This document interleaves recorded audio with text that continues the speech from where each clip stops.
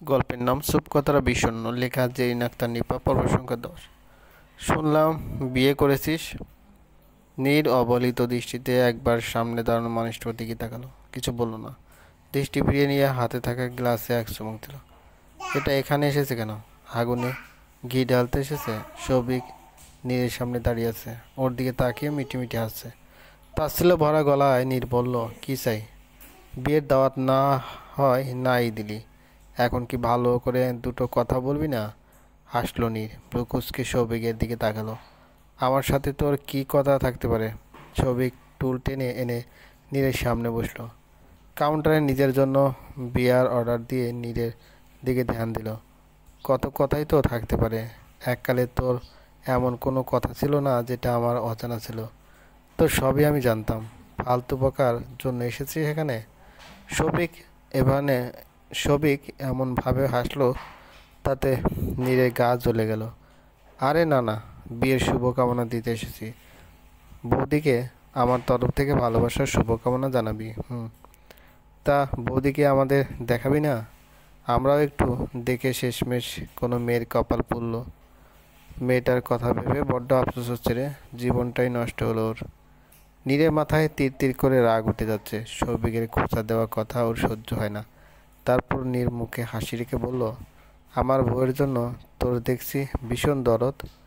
দরদ থাকবে না বলছিস কি তুই? আমি তো জানি তুই যে মেয়েকেই ছুঁয়ে দিবি সেই মেয়েই কয়লা হয়ে যাবে, জ্বলে পুড়ে অঙ্গার হবে। তোর সাথে থাকলে আগুনে পুড়তে হবে সারা জীবন।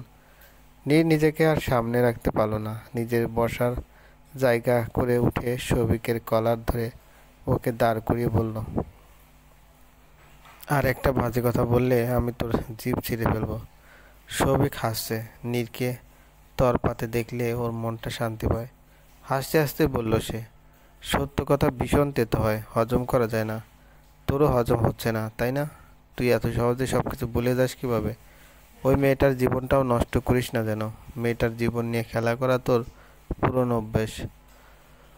নীর মুঠো পাকিয়ে সৌভিকের চোয়ালে এক ঘা বসিয়ে দিল। সৌভিক দূরে গিয়ে মেঝেতে ছিটে পড়ল। নীর নিজের উপর থেকে সম্পূর্ণ কন্ট্রোল হারিয়ে ফেলেছে। খেপে গিয়ে সৌভিকের দিকে এগোচ্ছে সে। সৌভিকের ঠোঁট কেটে গেছে। বাঁ হাত দিয়ে রক্ত মুছতে মুছতে সে বলল, এর আগেও তোর জন্য একজন আগুনে পুড়েছে। তা হয়তো তুই ভুলে গিয়েছিস, কিন্তু আমি ভুলিনি। আর না কখনো ভুলবো। আমি নিজেও ভুলবো না, তোকেও ভুলতে দেবো না। তুই একটা খুনি। নিজেকে কতদিন লুকিয়ে রাখবি তুই? বিবেকের কাঠগড়ায় একদিন তোকে দাঁড়াতেই হবে। সেদিন বাপের টাকার জোরে বেঁচে যেতে পারবি না। আমার সাধ্য থাকলে আমি নিজের হাতে তোকে খুন করতাম। আশা আমার পেয়ারাকে টেনে কথার হাতে দুটো প্লেট ধরিয়ে দিল। কথা চোখ বড় বড় করে একবার প্লেটের দিকে একবার আশার দিকে দেখলো। বিশ্বাস হচ্ছে না তার। মা আজ তার এত খাতির যত্ন করছে। বাবা আগে তো কথা দুদিন না খেয়ে থাকলেও বলতো না যে খেয়ে নে। আজ আসার পর থেকে পকোড়া বানিয়ে দিল, শিমুলকে দোকানে পাঠিয়ে আইসক্রিম আনিয়ে দিল। কোথায় একাই 3টা আইসক্রিম খেতে চাইলে ওর জন্য দুশ্চিন্তা প্রকাশ করে বলল, একেবারে 3টা খাস না, ঠান্ডা লেগে গলা ব্যথা হবে, ফ্রিজে রেখে রেখে খা। মা আজ এটা বলল না। রাক্ষস মেয়ে, তুই একা 3টে খাবি কেন? আমাদের কারো পেট নেই? একটা নিয়ে বাকি দুটো রাখ, নইলে আজ তোর রাতের খাবার বন্ধ।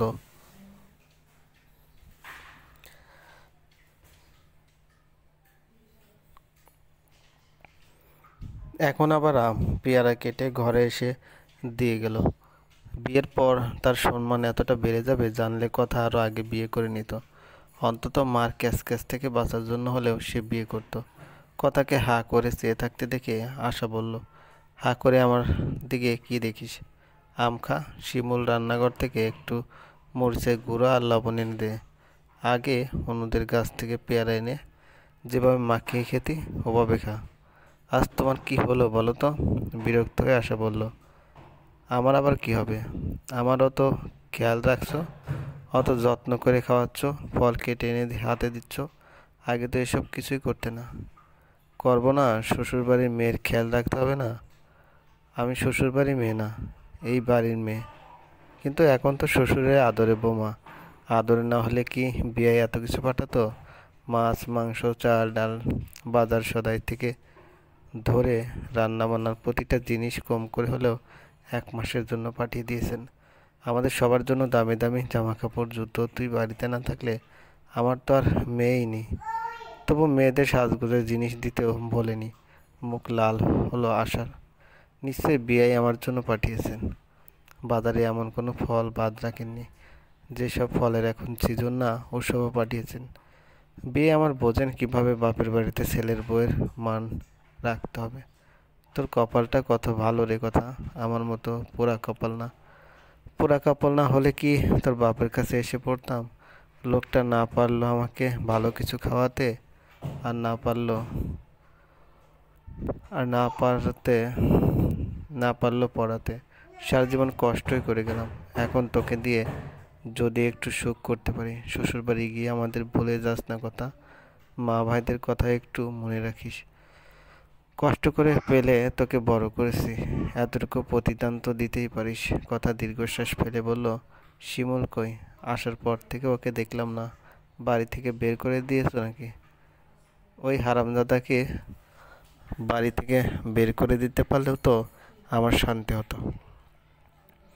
শয়তানটা তো মরেও না। আমাকে জ্বালানোর জন্য আল্লাহকে দুনিয়ায় পাঠিয়েছে। অত সহজে ওইটার হাত থেকে নিস্তার পাবো না। দেখ গিয়ে সাথের বদমাইশগুলোর সাথে বসে কোথাও মোবাইল টিপছে। পলাশ বলল, ভাই মোবাইলে গেম খেলে না, খেলে মা, ফ্রি ফায়ার গেম। ওর ওই মোবাইল আমি যতদিন চুলায় না ফেলি ততদিন আমার শান্তি হবে না। কথার এখনও পেয়ারা খাওয়া শেষ হয়নি। প্লেটে বেশি অর্ধেক পড়ে আছে। হঠাৎ কি মনে পড়ে গেলে খেতে খেতে কথা দাঁড়িয়ে গেল। পলাশ এখনও তৃপ্তি করে আম খাচ্ছে। তার হাতে গড়িয়ে আমের রস কুনে পর্যন্ত গিয়ে পৌঁছেছে। মুখের আশেপাশেও আম দিয়ে লেপটে লুপটে নাজেহাল অবস্থা। ওকে দেখে কথা ফিক করে হেসে ফেলল। কথাকে দাঁড়িয়ে পড়তে দেখে শিমুল ওর দিকে চেয়ে বলল, কোথায় যাও আপু? অনুর শ্বশুরবাড়ি চলে গেছে? না, চল অনুর সাথে দেখা করে আসি। কাল সকালে চলে গেলে তো আর দেখা করতে পারবো না। আমি এখন আম খাচ্ছি, তুমি যাও। আচ্ছা, তোর যেতে হবে না, তুই খা। তুই মা ডাকলে বলবি আমি ঘরেই আছি। হুম। কথা আসার চোখ ফাঁকি দিয়ে বেরিয়ে যেতে চাইছিল। এখন মার সামনে পড়া মানে হাজারটা প্রশ্নের মুখোমুখি হওয়ার। ওসব প্রশ্নের উত্তর তার নিজের কাছেও নেই। দেখা গেল শেষ পর্যন্ত মা তাকে যেতেই দিল না। তাহলে আর বেচারি অনুর পা ঠিক হলো কি না জানা হবে না। ওর বুড়ো শ্বশুরটা বেচারির পাটাই ভেঙে দিয়েছে। কোনো শব্দ না করে চুপি চুপি রান্নাঘরের সামনে দিয়ে পা টিপে যাওয়ার সময় আশা ডেকে উঠল, কথা, কই যাস তুই? এই রে। শক্ত করে চোখ বুজে জিভ কামড়ে দাঁড়িয়ে পড়লো কথা। রান্নাঘরের ভিতর থেকে আসে গলা আবার শোনা গেল, কিরে কথা বলছিস না কেন? এই সময় কই যাস? হ্যাঁ, কাকিদের বাড়ি, অনুকে দেখতে এক্ষুনি চলে। ওর কথা শেষ হওয়ার আগে আশা বলল, আচ্ছা যা, তাড়াতাড়ি চলে আসিস, দেরি করিস না বুঝলি। হুম, যাবো আর আসবো। মা তাকে রাতে কাকিদের বাড়ি যাওয়ার জন্য অনুমতি দিয়েছে। আজকে সব আশ্চর্য কারবার করছে। মাকে ভূতে ধরেছে নাকি? তার কোনো কিছুতে বাধা দিচ্ছে না। আজ মারবে তো দূর, বকছেও না। মুখ কালো করে একটা কথা বলছে না। তাকে কোনো কাজ করতে দিচ্ছে না। মা তো সুস্থ নেই। কি হলো মার? নিচের ঠোঁট কামড়ে ভাবতে ভাবতে কথা উঠান পেরিয়ে গেট দিয়ে বেরিয়ে গেল। অনুদের উঠানে পা দিয়েই কথা অনুর মার সামনে পড়ল। মহিলা কথাকে দেখে খুশি খুশি গলায় বললেন, কিরে কথা, তুই কখন এলি? বিকেলে। জামাই কই? বাড়িতে। কথা নিজের বাড়ির কথা বললেও কাকি ভেবে নিয়েছে কথাদের বাড়িতে, তাই তিনি আর কিছু জিজ্ঞেস করলেন না। কাকি, অনু কই? ঘরেই তো। যা দেখা কর গিয়ে। তোকে তুলে নিয়ে যাওয়ার পর অনুর কান্না থামে কি? ওর সে কি কান্না! হাসতে হাসতে কাকে বললেন, মনে হচ্ছিল তোর না, ওরই যেন বিদায় হচ্ছে। নিজের বিয়েতে এতটা কাঁদেনি যতটা তোর বিয়েতে কেঁদেছে।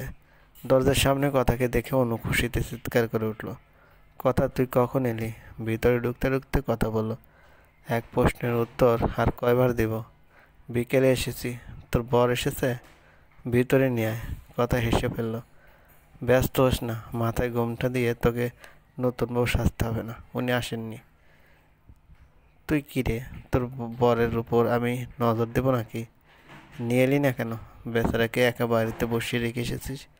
কথা শব্দ করে হাসতে লাগলো। অনু বিরক্তিতে কপাল কুঁচকে বলল, পাগলের মতো হাসছিস কেন? শ্বশুর বাড়ি গিয়ে পাগল টাগল হয়ে গেলি নাকি? বেচারা কাকে বলছিস তুই? উনি বেচারা হলে সত্যিকারের বেচারাদের কি বলবি? মানে মানে কসু, উনি আমার সাথে আসেনি, আমি একা বাড়ি এসেছি। চলবে। গল্পটি ভালো লাগলে অবশ্যই লাইক করবেন, কমেন্ট করবেন, জানিয়ে দেবেন।